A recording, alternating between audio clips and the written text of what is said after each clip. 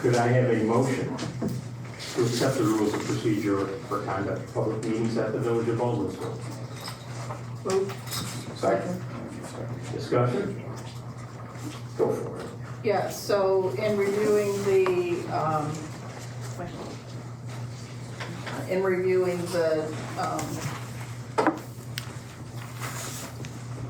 The motion? motion, yeah.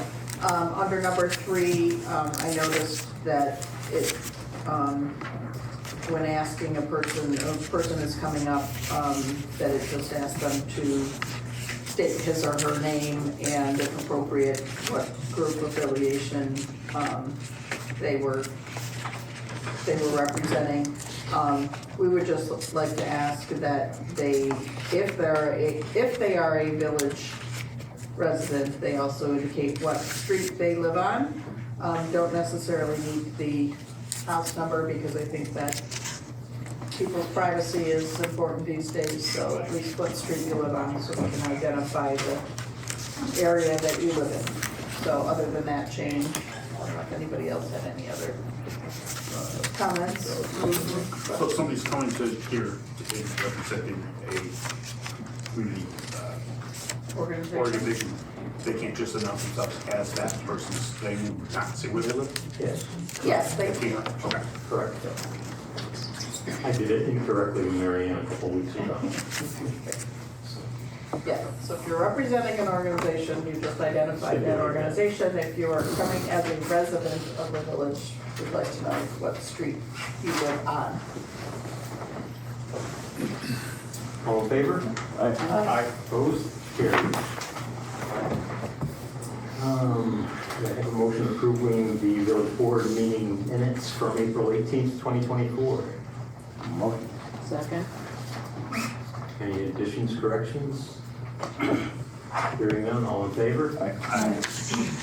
Carried. Moving on to citizens' comments. Is there anyone who would like to address the board? Please come forward to the mic. Tell us your name and your street address or your organization. Maureen Butler, Apple Ridge Street. I would like to address the board in regards to the charges of harassment and stalking that have been brought against Trustee Fraley towards a village employee. Honestly, I assume that someone who supposedly cared so much for this community would have done the right thing and resigned from this privileged position. But since this wasn't the case, I am here to request that the board ask for her to step down, or at the very least, put her on a leave of absence until the court determination. I feel that it is a distraction for her to be sitting up there, and I do not want her to have voting privileges and be able to make decisions for me or other village residents. She should not have the privilege to serve our community while this case is pending. Thank you.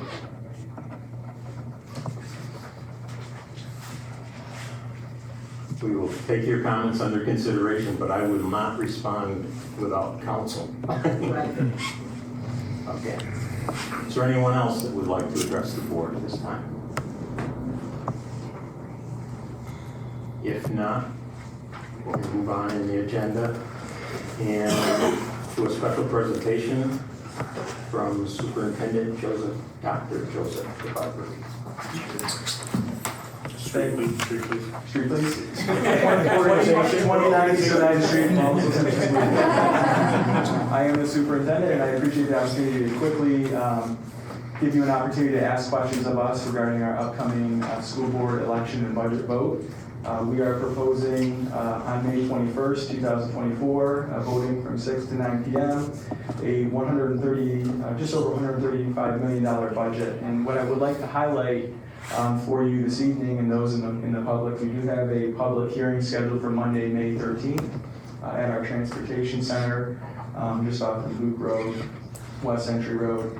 And want to highlight some of the information that we think is important for our community to know. We're very excited about the fact that recently Syracuse.com posted information about graduation rates within the Central New York region and Baldwinsville Central School District, number 2 on that list with a 96% graduation rate. What else is important to highlight is the fact that we have one of the lowest costs per pupil out of all of the schools within the Central New York region. So I think that speaks to the fact that we're doing a high quality job of being responsive to our community and making sure that we're fiscally responsive, but at the same time providing quality of education that we're providing for our students with all of the opportunities that we have for students to participate in extracurricular activities, to find in performing arts, music, etc. So we're excited that this year's budget maintains all of our programs. This year we focused on enhancing safety and security. We've added an additional SRO thanks to the collaboration and cooperation with Village and the Ballsville Police Department, and our community's been supportive of that. We've added safety features with threat detection systems in all of our buildings. We're in the implementation phase right now for Durgee, Ray, and our elementary schools. So by the end of the school year, we will have those systems in place. They just arrived early this week. We've been piloting with Mr. Benton's help most of the work at the high school. It's been quite well received. People feel safer, and definitely with our SRO support, we feel like we're doing a quality job. So our budget maintains all of those services and supports. What we're most excited about is that the overall percentage of our budget, $106 million of that, or just over 78.65%, is focused on students. So we're required to present the budget in three parts: program, administrative, and capital components. And as one would expect, if you're doing the right things, the largest component of that budget should be focused on students, and that's what that area of our budget centers on. So we're pleased with the fact that we're adding programs. Some of the programs we have added this year in the athletic realm, the girls flag football, which they're having a remarkable season.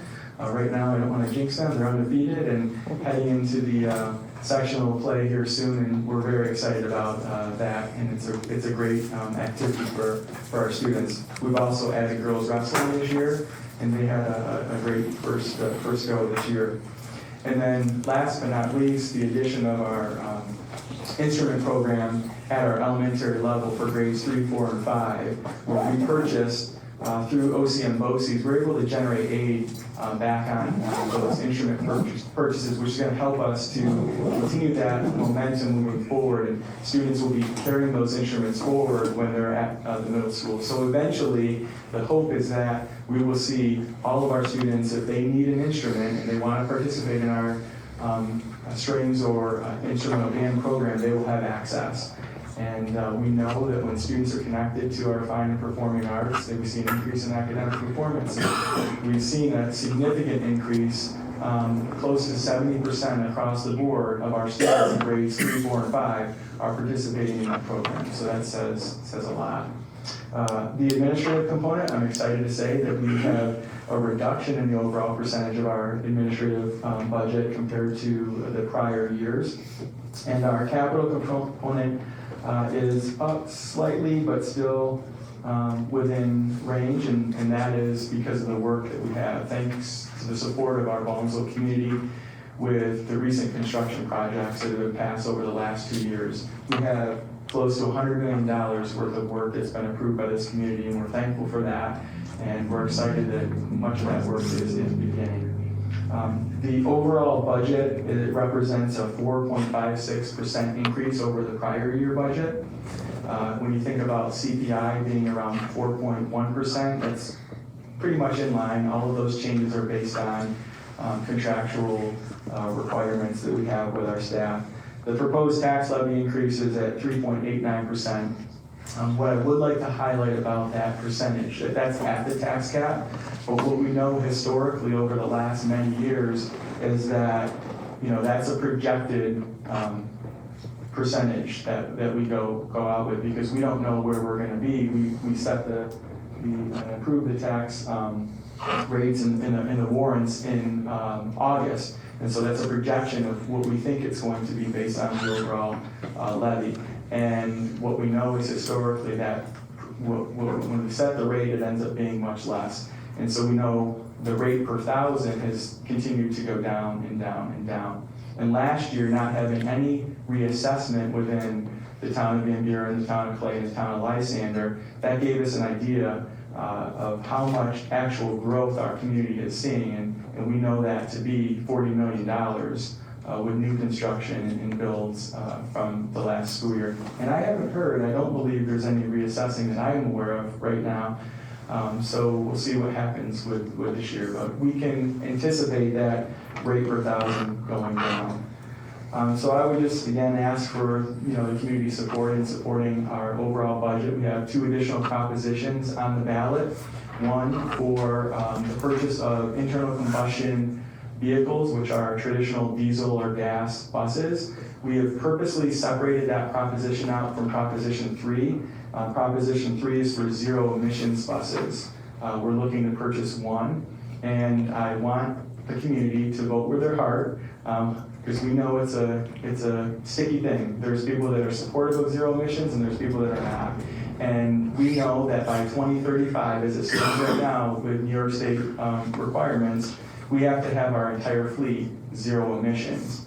And one of the things that we're doing, as opposed to other districts, is we're putting up a separate proposition, and we want the community to vote. If you're in favor of zero emission, vote obviously in favor of that. If you feel strongly that it's not best for schools, because I'll be honest with you, the cost of a single bus is around $175,000 if it's internal combustion. If it's electric or zero emissions, we're talking $575,000. So we don't want the community to, we put everything together, vote down to zero emissions, which impacts our 14 bus internal combustion replacement plan. And we need that in order to sustain our fleet. Our drivers and mechanics do a great job in maintaining our fleet, and we know that if we don't have that 14 bus passage in that proposition, it's going to put us behind on our replacement plan. Many of our buses go exceed 10, 11, 12 years on the road because of the work that our folks do. So again, there's 2 propositions, one for internal combustion and then the other for one zero emissions. We are hoping, we have received a grant to bring that cost down, which will make it more in line. But as I stated, vote with your heart and vote with how you believe, so that we will benefit either way, whether that goes up or down. And the reason we will benefit is that if it passes, it gives our mechanics and staff the ability to work with a vehicle that they're not used to working with before it becomes real. And then if it doesn't pass, that gives us data that we can give to our local legislature and the New York State government to say, hey, is this really realistic for schools because of charging capacity and all of the above. So I would just ask, again, for support, mainly in Proposition 1 and 2, and however you feel in Proposition 3, but I would open it up if you have any specific questions, and just thank you for the cooperation that we have had with the support of the police department over the last several years. Are all the student transport vehicles big buses? They are all big buses. We have shifted to even the special needs, or what we would categorize as students with disabilities. Those are the larger chassis. They're not the So even the zero emission ones? Even the zero emission it's a large vehicle. Yeah, it weighs a lot more than a traditional internal combustion, and we'll see. Again, I don't want to pressure anybody either way, but again, it's good data either way to send to our legislature if it doesn't pass. How much is the grant you're thinking that you might be able to get? Tiffany, it should be enough where it brings it down to, I believe, $275,000-ish for that bus. We were hoping to get 2 grants, but it looks like right now we're only probably eligible for 1. And there's still a lot of questions regarding zero emissions because of the fact of, right now we get aid on the internal combustion over the course of 5 years. So that $2.6 million worth of internal combustion vehicles really amounts to, like a $40,000 yearly cost over that 5 years because of transportation aid and what we get back. So it's not significant, but when you look at the zero emissions, they're looking at, it's just not the same. The state's not giving the same aid for that? No. And it's But also a period of demanding time. you to go in that direction right now? Correct. Okay. Yep. You have the infrastructure, charging stations and all We that do stuff. have a charging station at the transportation center, but we would not have the ability to house an entire fleet right now, even with all the work that we've done. The benefit that we have compared to other school districts is that we're in an industrial park, so we know that the power is sufficient because we've done some studies. But we do have the ability, that does include the additional hookups with the bus for the charging at 575,000. As you can see by the proposition, it's inclusive of the furnishings, fixtures, and equipment necessary to operate that. Do that for free. If you have questions for me? Any board have any questions? Thank you very much. Again, I appreciate your support. Thank you. Thank you. Moving on to our next special presentation from Dan Birchall about the Beadle Diner Car Show. Hey, how are you? Hi, Dan. Just wanted to say thanks for the time, and you know, the car show is something that's taken place at the diner for years now, and I think it's a great community event. You know, we get people from all over coming together, congregating out in the square there, and from everything I know from what Jim has kind of passed on to me is that it's a great event for the community, and I think that's what the square was, you know, intended for, to be used for things like this. So we, you know, the last year and prior years, we've always asked to block off some of the parking so that you know, these classic cars have room to open their doors without getting dinged. They're very particular about that. We asked them to block the parking, to have use of the square for 3 to 4 hours on Thursday nights, so that all the classic car lovers can park out there and get together and have a good time. Do you remember what we blocked off last year? Was Yes, it sir. the interior parking against the square? Yes, or- sir. The inner L, Okay. the inside L, I think that was how it was described, So and both sides of that driving lane. we only use the parking signs on the inside part, Okay. not both sides. When there were busy nights, the cars would take over other areas, but really, we only blocked Okay. out the inside part of the That's L. what I was thinking, yeah. Chuck, if Dan saw growth right away, could we open the gates and put them on the pavers also? Or not? They usually use that anyways. So lots of times they'll put a food truck down there or whatever they do, but we can open those, yes. The diner puts a food truck down there? Well, there has been, well, some of the car shows. We don't have a food truck. If you do, Okay. news to me. That's how we tease. They had talked about that when they originally did, but I think the majority of it was probably the farmer's market. But we can, and they've used that in the past. I mean, before your time, they've used that in the past. We didn't use it last year. There were a couple times we got pretty full, where we, you know, maybe could have opened it up. And I know Chuck said we needed to, we could, but we didn't get to that point last year. The most was 80 cars, I think. So just keep that in mind as Okay. an option. Yeah, that'd be great. Same hours as last year? I think we listed from 4 o'clock until 8 o'clock on the application, and we're skipping the Thursday of Memorial Day because there's the parade. Oh, that's what I was gonna ask. This is Thursday? Yes, sir. Yeah. Guess we won't ever go. We do a special one on a different night. As, I was just thinking, 4th of July, I think, is on a Thursday as well this year. Okay. So would you, That's a great question. I didn't think about the 4th. I probably would set it up because the car show guys they're out there right now. There's probably 10 to 12 cars there right now. They're gonna show up either way, so I'll probably set up and have the music, you know, for the 4th as well, unless you don't think that we should really open to that. I was just thinking that that's the one day we may be able to go. There we go. Because we canceled our board meeting then, that week. So. Very good. Wish you the best of luck. All right, I appreciate it, so thank you. Okay, moving on to trustees' comments. Start with Don. Okay. You have something to say? Yes, I just want to report that on April 22nd, I met with Senator Rachel May's legislative assistant. Senator May could not not attend herself because she was at the funeral for the fallen officers. And I discussed with him our various concerns about pedestrian safety in the village of Baldwinsville, including at the four corners and at select crosswalks. And I passed on to him Chief Leffencheck's suggestions for modification of the lights at the four corners in order to make it safer, easier, more comfortable, and quicker for pedestrians to get across that intersection. And also installation of flashing beacons at select crosswalks within the village. And he was very, very receptive and wants to work out a strategy for putting pressure on the DOT to take action. We know it's not going to be easy, but you know, they really want to get something done for us on this. And hopefully I'll be able to meet with the senator herself sometime in the next few weeks and keep this ball rolling. I have nothing else to add.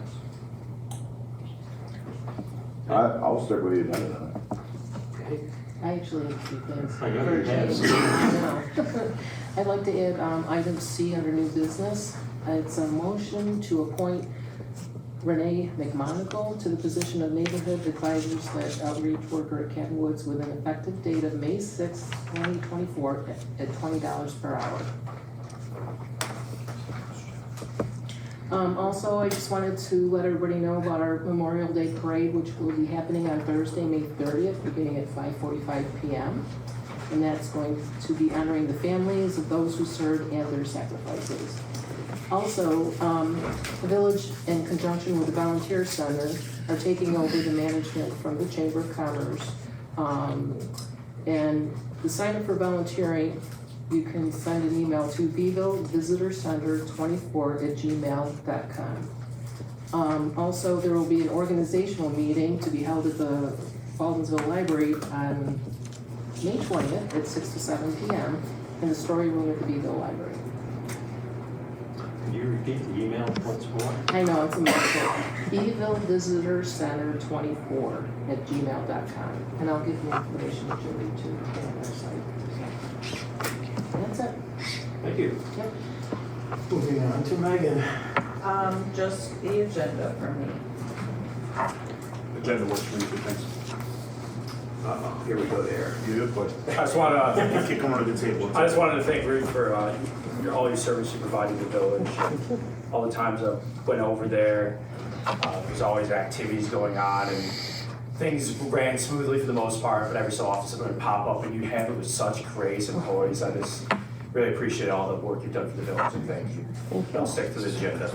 He'll be voting no on your resignation. Yes, I will vote. I told you it was tight. All right. I have veto power. Okay, I've got just a couple of comments. One, which I expected Eric to mention, was the weather has finally gotten nicer. And with that comes kids running around in the streets on bikes, chasing balls. Just want to ask everybody to be a little more attentive to the fact that little people are out there. Old people are out there too. But just when we're driving around town, just take it a little easy. Last time I mentioned there was a possibility of an increase in aid to municipalities. And in fact, it happened. And Baldwinsville will get, what did I say, $3,700 more for our budget next year. So we're gonna hope our treasurer doesn't spend it all in one place. We're gonna get a clock. Chuck gets another toy. Chuck's gone. And I'm going to piggyback, Ruth, on Eric's comments, only not as detailed. I just want to thank you. I won't be here at the next board meeting, so this is my only opportunity publicly to thank Ruth Troy for the wonderful job she's done since she came on board in 2009. You will hear more from me in the future, but just publicly I want to express appreciation. And that brings me to our treasurer, who I also want to express appreciation for. As I've thought about the job you've been doing, we've had some good treasurers from the days of Don Colin, through Mo and other people, but we've never had an asset manager. to be honest with you. And that's the difference that I see in the office with you there. It's not just adding the numbers up, but you're looking at how to make things most efficient for the village. For the residents out there, there's something called NY class. For years and years, Baldwinsville put whatever funds we had into checking accounts, savings accounts, and got the same interest rates you get. Yeah. Mark discovered this other avenue that has brought in tens of thousands of dollars of revenue that we would not have had. And that equates to tax breaks, people. Keep it in mind. So thank you so much. We appreciate, want you to know that at least the office of the mayor, I can't speak for these other people, completely support you. You've got my support. Thank you very much. And with that, we're going to move on to department heads, starting with our attorney. I will just stick with the agenda. Okay.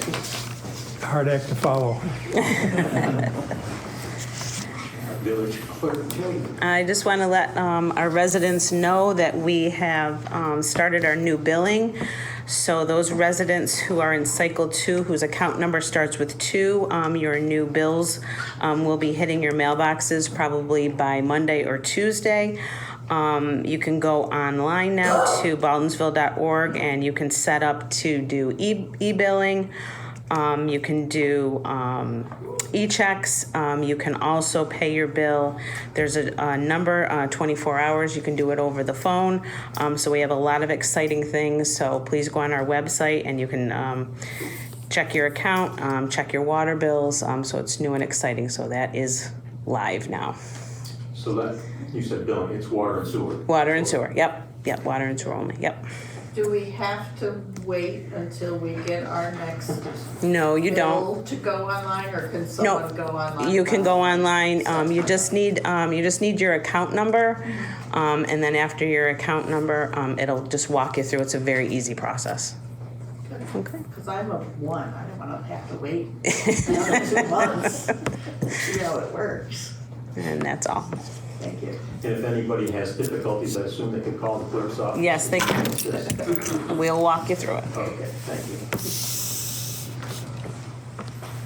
Yes, the treasurer. Hi, just a couple of things. First, thanks for that vote of confidence. I appreciate that very much. When you like doing something, it's easy. I just want to report that we filed the annual report for ARPA from the federal government. Filed that with the Treasury by April 30th, which was on time. So I think I have given you a quick summary, but the quick summary is our ARPA award was about $800,000. We've spent $570,000 through the end of February. We spent $12,000 so far this year in this budget year, and we have another $144,000 committed, tentatively committed. So there is about $75,000 left that we have to find something to do with between now and December 31st. We have to be committed for that, which means either purchase order, contract with somebody, different things like that. It can't be that it's still in a smoke-filled room somewhere and we're thinking about it. So that I'm going to keep reminding you about that. And the other thing is the bonding progress. Next meeting, we'll have, Bob and I will have a resolution for you about bonding for the bucket truck that we've paid for by borrowing from the general fund. We're going to bond for that and repay the general fund. And then the plan will include ultimately rebonding for it next spring when we get the other snowplow truck that's on its way here, which is a couple $100,000 also.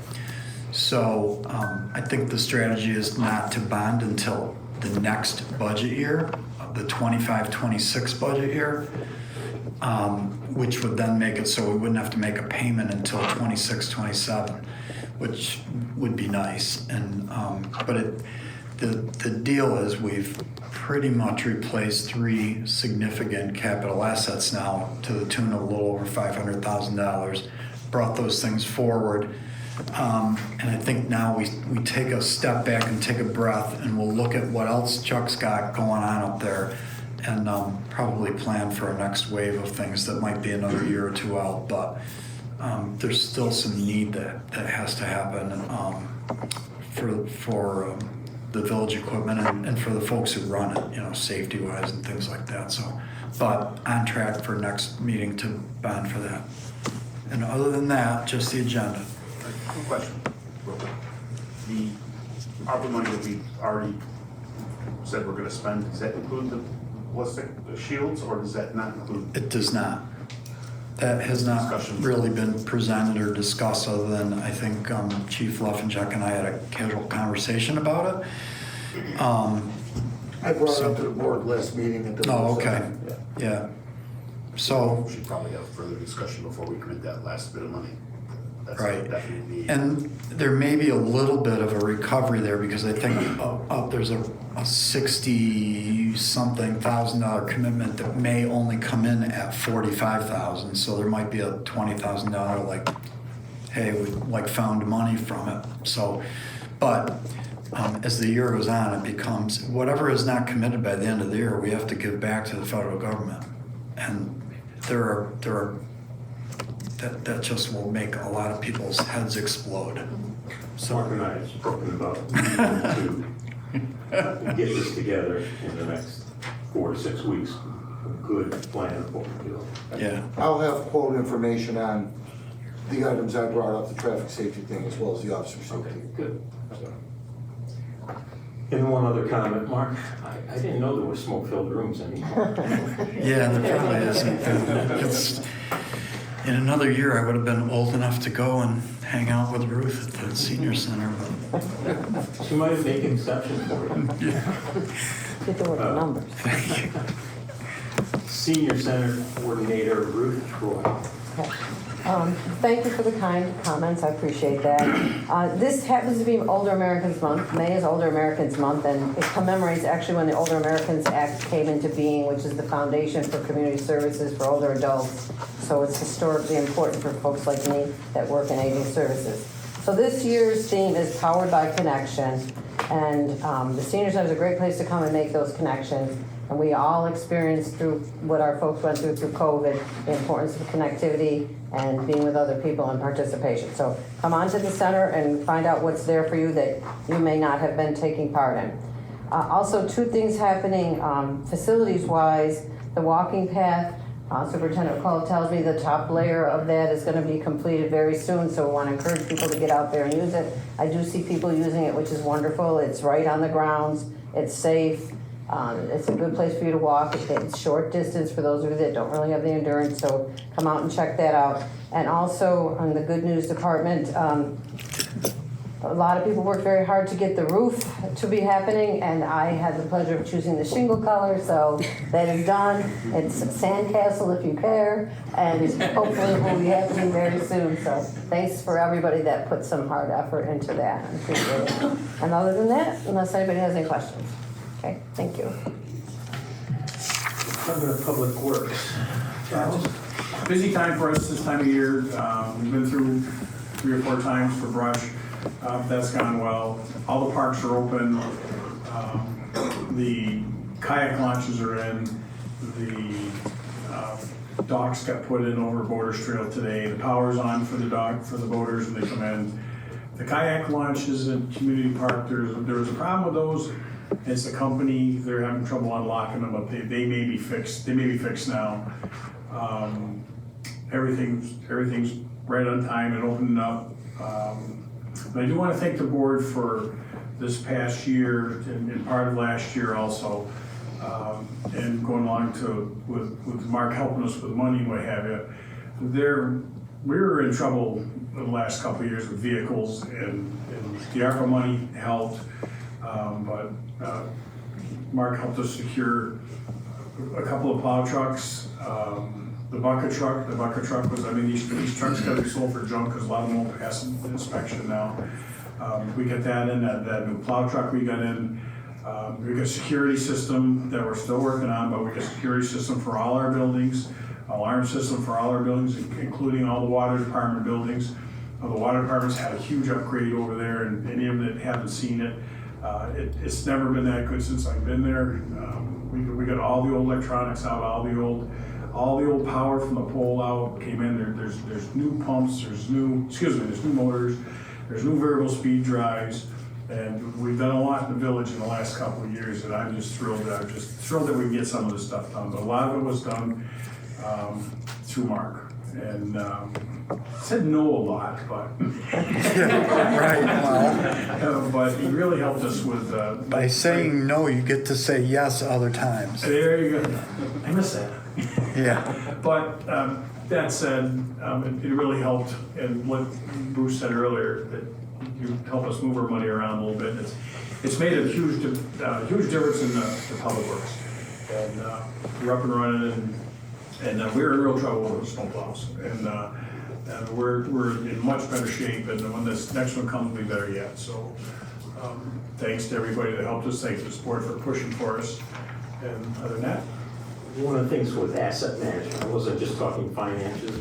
Mark is often talking about getting a paving schedule on roads, learning what road we might anticipate 10 years from now needing work, or getting your fleet on a schedule of where we might anticipate a need down the road, that kind of thing. Part of the problem with some of the paving is we were so far behind in some of it, we're catching up, and we are catching up. Yes. And this year, I think we're gonna almost 400,000 put that through the CHIPS money and what have you, and we are catching up.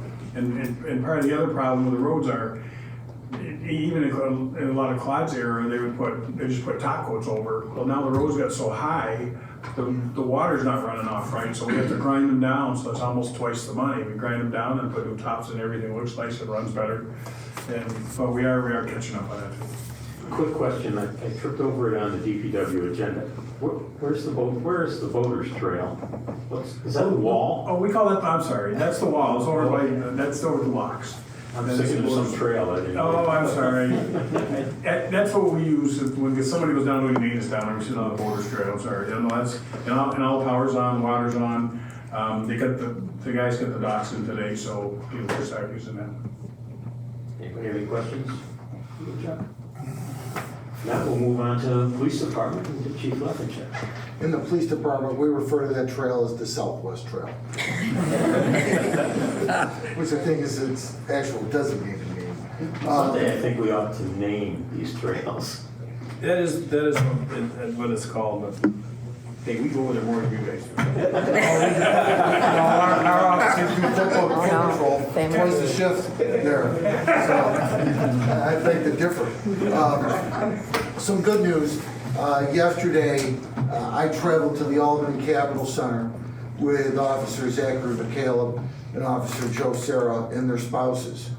And that was because Mothers Against Drunk Driving, New York, and the New York Stop WI program held their New York State Law Enforcement Recognition event. And I'm very proud to say that both of those officers were recognized by MAD and by Stop WI New York for their DWI efforts over the last year. Officer McCaleb, this was his second year that he was recognized, second year in a row actually. And I had mentioned to this group that he had just recently completed DRE training as well. Very difficult, very select group of officers around the state that have completed this. I think they mentioned about 500, which is less than 1% of the officers across this state that are certified in that. So I'm very proud to that both of them were recognized. Also, because of their efforts, really nothing that I can lay claim to. The Village of Ballinsville Police Department received the Department of the Year award for departments sized between 1 and 50. They gave that award to one village, which was us, in one town. Because of their efforts, last year we made over 80 DWI arrests in this village, which was the most of any town or village in our county. You're aware of the size of the towns and those other organizations that have 3 or 4 times the number of people we do. So I commend those two officers, and I will certainly bring them here to to recognize them in a future meeting by this board for their efforts and their commitment to keeping the roadways of our village and the people that utilize them, both vehicular and pedestrian, safe. So unless there's questions, that's all I have, Mayor.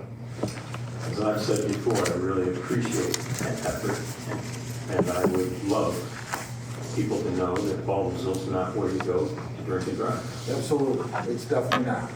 So, not with those two officers, I'm not sure of that. So, yeah, no, one works 3 to 11, one works midnights, and they're active. They're active. Thank you. Just a quick comment on the foot patrol over there. At Borders Trail. Actually, we get a lot of positive comments from the boaters over there, that the police go down a couple times a day, and that is very noticeable to the people that are over there in the boats. So, all kidding aside, the boaters like that. People really, it makes them feel safer. We actually started that, A few years ago. no, when Mayor O'Hara was the mayor, and I was the lieutenant, because we had some issues over there, and the mayor called me up and said, I want a plan in place by 4 o'clock, and it was 2:30, and the damn water happened to be gone that day, and so we said, all right, we're gonna do some foot patrol over there, and because it was well received, that's what we do. And it has benefited us greatly, because if there's been an incident or something that's happened over there, because our officers are over there and talking to the people, and sometimes we've had people stay for a period of time, if the canal gets closed or something, they've made those connections, so they can go right up to those boaters and start to talk to them, and they're not foreign to them, they know who they are. So that has been a very positive program for us, and it's just something that, because of the size and the community-oriented nature of our organization, that we can do that maybe other places can't, just because of, no disrespect to them, they've just got a bigger area to cover than we do, so. And I would also say it's because your department has a different attitude.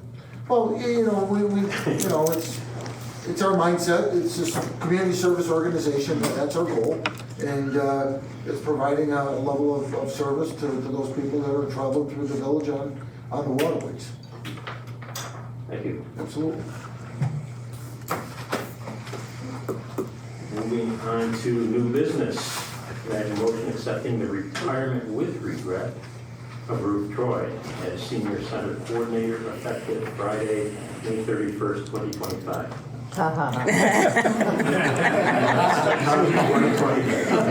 I'll make a motion. I'll second it. Any discussion? Hearing none. All in favor? Aye. Anybody opposed?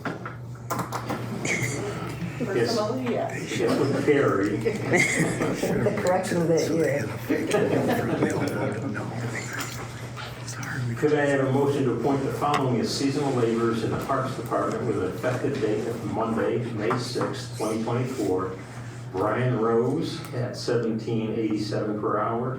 Sue Buswell, horticulturalist, at $17.87 per hour. Moved. Second. Any discussion, questions? Are these returnees, new? Brian's a returner, he's returning, he mows, he does the lawns, and open and cleans the bathrooms, and there's a lot of maintenance with her. And the other lady's new. Okay. Any other questions? All in favor? Aye. Opposed? Carried. Could I have a motion to appoint Renee McMonigal, how do you say it? I say McMonigal. Okay, Yeah. McMonigal to the position of neighborhood advisor / outreach worker at Canton Woods with an effective date of May 6, 2024 at $20 per hour. Move. Second. Discussion. Thank you, Ruth, for going through the candidates and finding someone to fill that position. How long has it been vacant? I think just, not too long, a couple weeks. Couple weeks? Yeah. All in favor? Aye. Anyone opposed? Carried. Thank you. Welcome, Renee, to the village of Baldwinsville. I believe you said that Renee is a resident, correct? Yes, she's a Baldwin resident, and she's currently on the Meals on Wheels board. She has a young family here, so she's very familiar with our community and the service agencies that are available here for folks, so I think it's gonna go very well. Excellent. Can I have a motion to pay bills as audited? Motion. Second. Can I have a motion to adjourn the meeting? You gotta spell that. No. All in favor? Now can I have a motion to adjourn the meeting at 8:15. 8:15? Another record. Very good. All in favor? Aye. Opposed? Carried.